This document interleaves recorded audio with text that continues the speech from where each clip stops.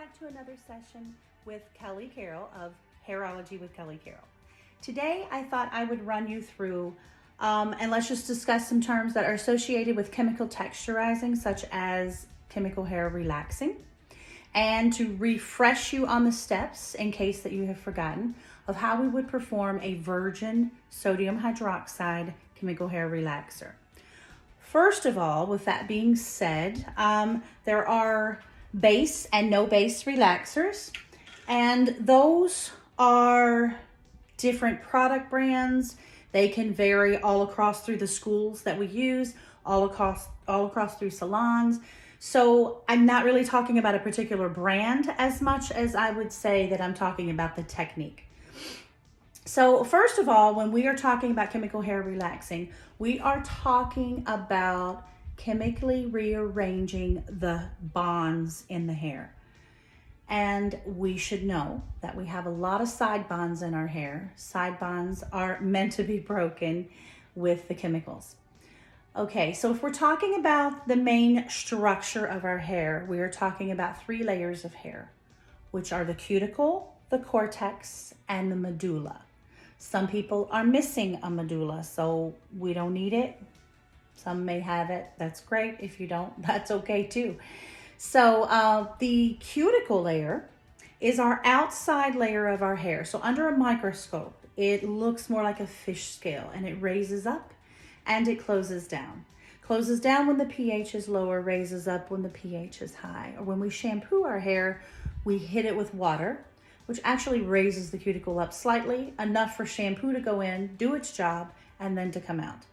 Same process when you are using chemical, only blown up about 5 times. So our cuticle layer is our outside layer. Our inside layer is called our cortex. And the cortex is where we have about 80% of the strength of our hair. And it allows the bonds that are inside of the hair to be broken or tightened and reformed. It's also where our melanin of our color molecules are held. So the cortex is really our gut of our hair. And then of course we have an inner layer called the medulla, and that is the very inner strength of the hair that is not really needed or affected by any type of chemical. So with that being said, we need to have our structure of our hair because we need to know the pH of the hair. How strong does our chemical hair relaxer or soft curl or perm or color, how strong does it really need to be to raise the cuticle layer up and to go into the cortex and actually do what it needs to do? So with that being said, we're on a pH scale. pH in our hair, our normal hair pH is 4.5 to 5.5. That's our normal pH. And so we need to slightly raise that normal pH in order to do the job we need to do. So on a pH scale is from 0 to 14, and 7 is our neutral. Anything below 7 is considered to be acidic. Anything above 7 is considered to be alkaline.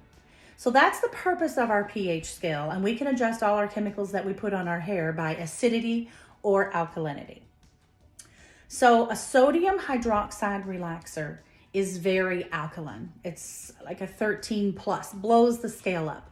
So a 13 plus. So with that being said, we need to protect our scalp because the scalp in a sodium hydroxide relaxer would be burned, would be severely burned, chemical burn, if we did not protect it with a base relaxer. A no base relaxer, you do not have to use a base cream around your hairline or to outline your partings. So today what I wanted to show you was that you need to apply a base to the scalp, go through as if you were doing a color retouch, but you're mainly focusing on your scalp. So you're gonna go around the hairline. Now I am using conditioner as a practice, and I'll show you a cute little trick here in just a minute. But I would go all the way around the hairline as such. You would continue all the way around, and then to line your partings. Line your radial partings. and your profile partings. Then I go into each section and lay down my product. You can even take it with your finger. You're going to lay down your product. Of course, you're going to have gloves on because you're going to be using a base cream.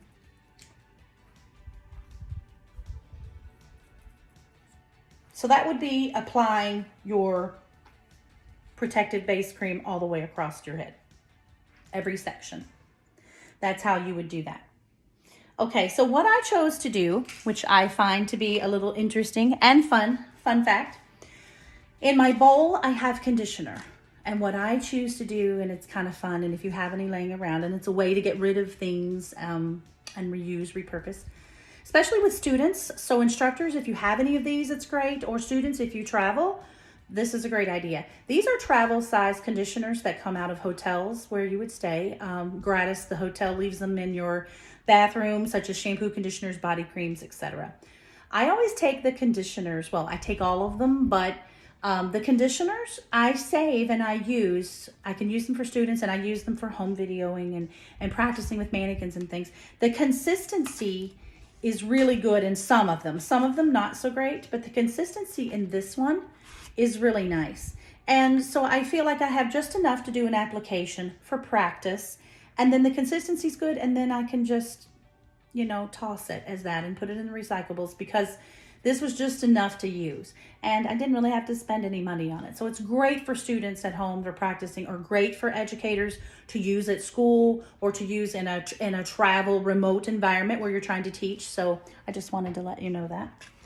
So now if we're applying the sodium hydroxide relaxer, a virgin application, we're going to start that in the most resistant area of the head. And that is going to be in the back at the nape. So when you start your virgin relaxer, I start at the bottom because we want everything to follow through and lay on top. So when I start, I already have my base cream laid down. I'm going to apply my product approximately a ½ inch, ½ inch to a ½ inch away from the scalp. And I apply my product straight down, almost to the ends. I use my fingers as a guide to, I'm not going to go to the ends yet because I'm applying virgin product. This hair has never been straightened before and it hasn't been touched, so it could be very curly, frizzy. I've applied my product. I go on the underneath, make sure I have my product applied thoroughly, and then, excuse me, I take the back of my comb and I'm applying almost like a hard press, soft press. I'm just going around twice on the top, twice on the bottom, and release. So I would continue to do that all over the whole head.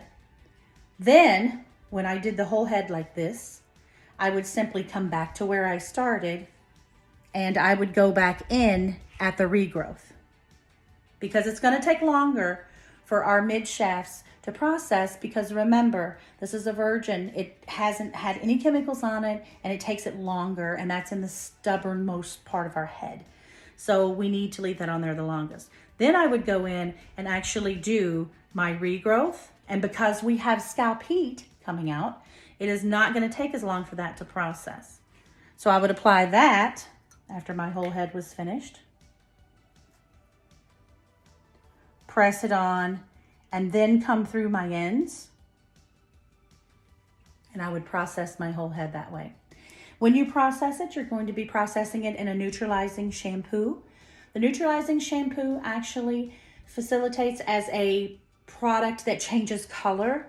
So it's typically a purple in some products. Sometimes it can be a pink. And it's a chelating shampoo that once you shampoo the hair with it, it changes a little bit of color, and then it changes more color till it gets to a neutral color. And then you know that you have all the product out of the hair. So that's typically 2 to 3 shampoos after you've finished your relaxer. So I just wanted to give you a rundown of that. She started pretty straight. Funny. So actually, yeah, you don't get to see the curl form happening, but this is just a remote way of reviewing your skills in a sodium hydroxide relaxer with a pH of 13, reviewing your pH scale, and hoping that you remember the reason for why we do the chemicals the way that we do. So you would rinse and shampoo her in a lukewarm to cool water and then proceed with your style as normal. So I hope that you guys enjoyed this little tutorial of an application of a virgin sodium hydroxide relaxer. You can actually assess some of your terms that I used out of the Milady Standard Textbook of Cosmetology, and you can find that online through Cengage.com. So hopefully these reviews will help you and give some good tips. And if educators, you've got anything else that you can toss back, leave in the comments below. I appreciate it. Thank you so much and have a great day.